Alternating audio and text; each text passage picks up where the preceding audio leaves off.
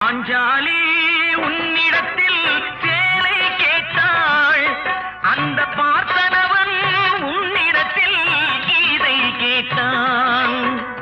நான் இருக்கும் நிலையில் உன்னை என்ன கேட்பேன், இன்னும் நன்மை செய்து துன்பம் வாங்கும் உள்ளம் கேட்பேன்.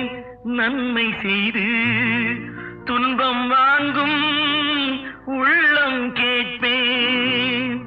ஆட்டுவித்தா